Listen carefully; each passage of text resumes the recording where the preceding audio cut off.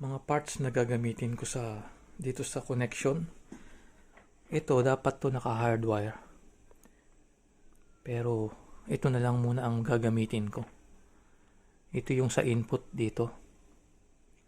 At meron itong circuit breaker sa input. Tapos meron pa itong fuse nandito sa plug. Pero kapag talagang yung permanent na ikakabit na itong connection dito sa input, ay yung ganitong wire ang kailangan. Yung ikokonekta sa may consumer box kung nasaan yung mga circuit breaker. Ngayon, ito yung mga kakailanganin kong mga parts. Ito yung battery cable para sa negative. Ito yung sa positive. Nailagay ko na yung circuit breaker. Ito naman yung sa solar panels manggagaling. Iko-connect ako dito sa 16 amperes na breaker. Ito yung sa output nitong inverter. Yung para dito. Iko-connect ko ito. Tapos dito ang pinaka saksakan. May connection yan sa likod. Tapos itong batteries kong gagamitin. Wala kasi akong mga ganitong batteries. Pero ang connection yan iisa lang. Kaya gagamit na lang ako nung mga maliliit lang. Ito muna yung gagamitin ko. Gagamit na lang muna ako ng 6 para halos parehas nung nandun sa diagram, pero mas mababa ang capacity nito. Ito ay 12 volts, 12 amperes. Yung mga nasa diagram ay 100 amperes yun.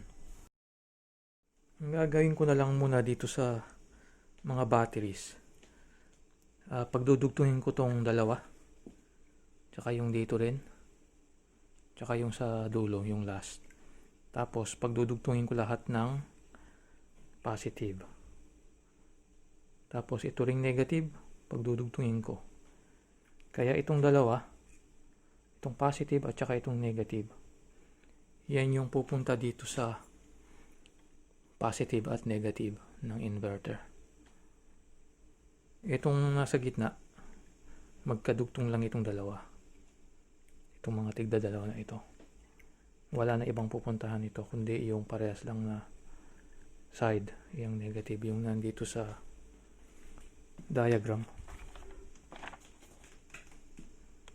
Yung ganun. Magkadugtong lang yon. Tapos ito lahat positive, tsaka yung negative. Yung papunta na dyan sa inverter.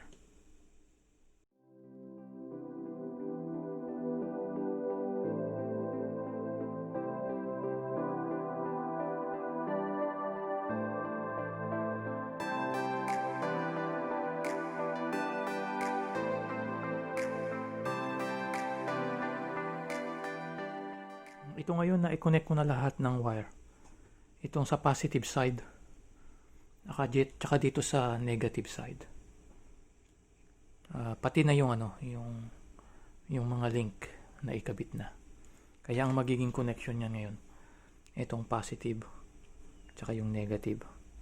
Yun na yung papunta dito. Pero dadaan muna sa circuit breaker. Ito tinanggal ko lang yung screw dito sa gilid. Pero ito yung humahawak dito sa metal na to. Kaya ganyan. Nandito na ngayon yung connection. Bago magkakabit ng mga connection, kailangan naka-off itong circuit breaker. Pipindutin lang ito. Yan ang off. Kaya yan, hindi na magkadugtong yan. Kaya mas safe kapag naka-off lahat.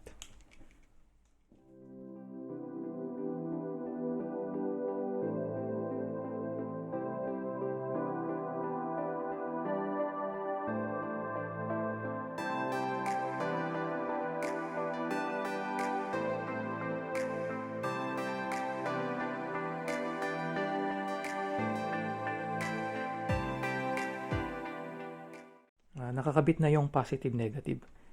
Ito palagi ang inuunang kinakabit pag mag-i-install sa mga charge controller o dito sa hybrid inverter. Palaging batteries ang unang kinakabit. Kasi ito mga huli na itong mga AC in, tsaka itong PV in. Palaging mauuna itong batteries. Ito palang connection sa AC. Kasi ito ay high voltage to. Umaabot ito ng 220 volts hanggang 230. Kaya suggestion ko, kapag hindi kayo confident na mag-connect dito sa may high voltage, ay kumuha na lang kayo ng electrician. At sila yung gagawa. Sila yung magko-connect ng AC out. Yung papunta sa ganito, saksakan. At saka yung sa AC in. Ito, para sila yung magko-connect dun sa mismong consumer box o dun sa mga circuit breaker. Mas maigi na lang na electrician ang gagawa nito. Hindi naman kamahalan na magpapawiring nito. Ito ngayon, na-connect ko na yung mga connection ng galing sa hybrid dito sa inverter. Kaya itong positive, naka-off pa yung circuit breaker hanggang doon. Dito, mahaba yung wire pero dapat ito maiksi lang. Hindi ko na pinutulan kasi may paggagamitan akong iba. Pero mas maganda kung mas maiksi yung wire, mas malapit yung batteries sa inverter. Mas maganda para hindi gaanong mag-iinit yung cable. Kaya mas mahaba ang kable, mas madaling uminit. Kaya yan, ito positive at saka yung negative. Yan, wala pang ibang nakakonekta kundi yung batteries pa lang.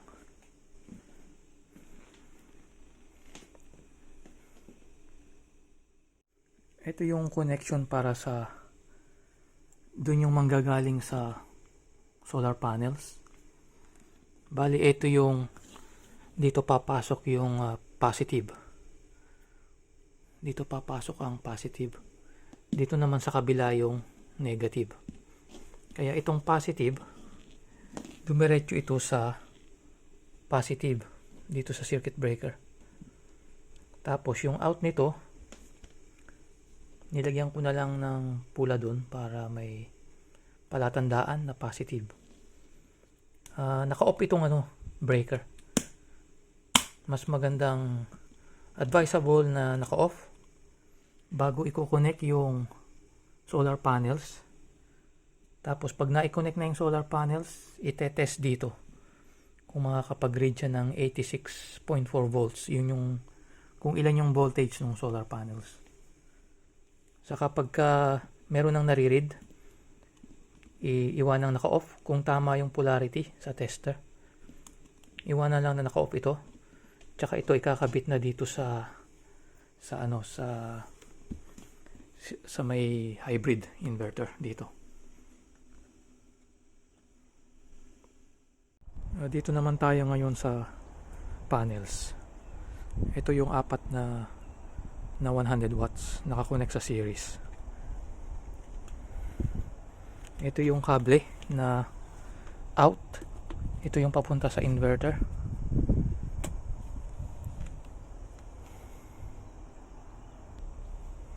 Ito makikita ninyo yung meron din naman nakasulat ditong polarity. Merong nakalagay doon na negative tsaka positive. Ngayon itong negative, nakakonekta ito sa kabila. Dito sa positive naman.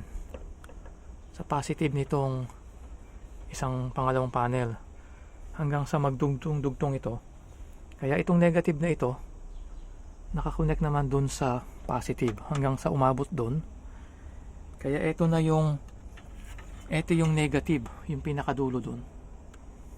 Ito yung negative ngayon na papasok na dun sa inverter. Ito. Kaya itong dalawang wire na to, itong negative nang galing dun sa dulo dun, at At ito namang sa kabilang side, yung positive. Ito. Kung titingnan nyo, nandun. Yan. Kaya ito ang positive, ito ang negative. Papunta na dun sa, papasok na dun sa inverter. Tatanggalin ko yung connection nitong isang panel para maipakita ko sa inyo yung voltage na lumalabas dito sa isang pirasong panel.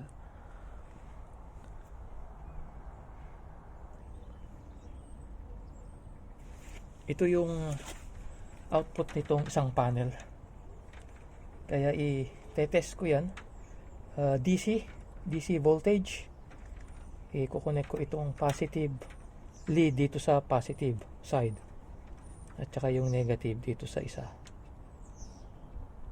Ayan, meron siyang reading na 22.29 volts. Ayan, makikita nyo sa screen. Kahit naman maulap, magre-read yan. Pero hindi kasing lakas nung ano. Yung kapag maaraw, yun ang mas malakas mag-produce. May nare-read kahit na maulap. Nagpo-produce siya pero mahina. Ayan, 22.31.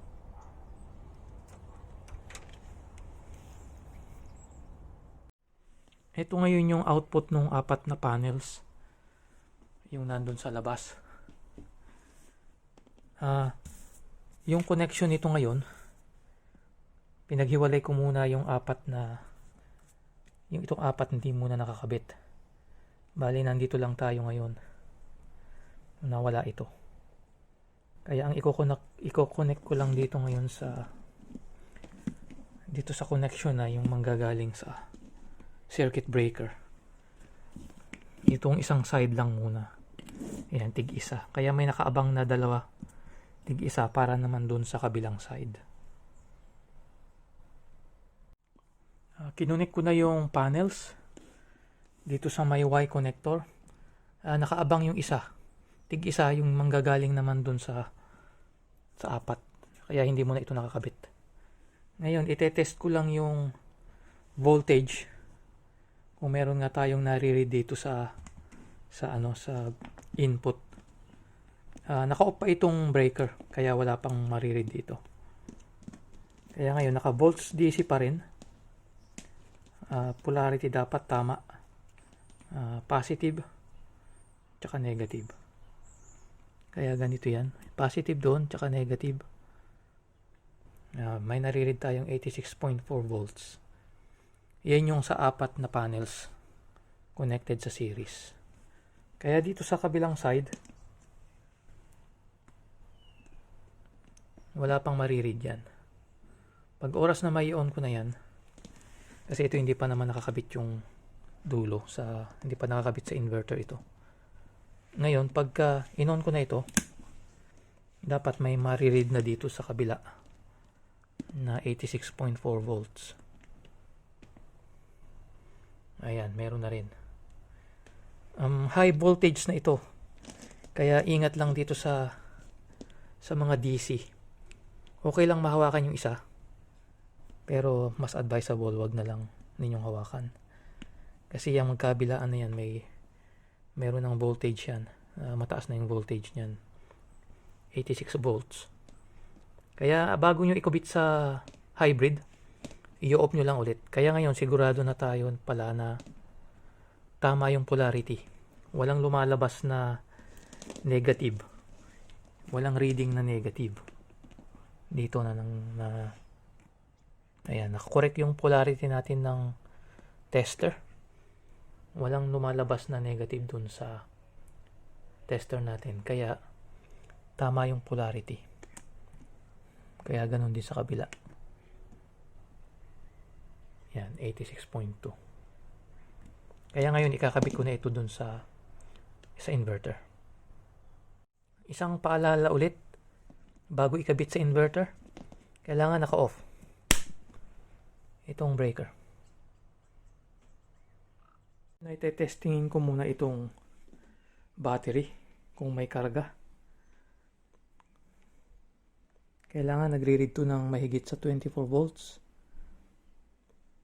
Ayan, nagre-read ng 25.79. Kaya okay tayo sa battery.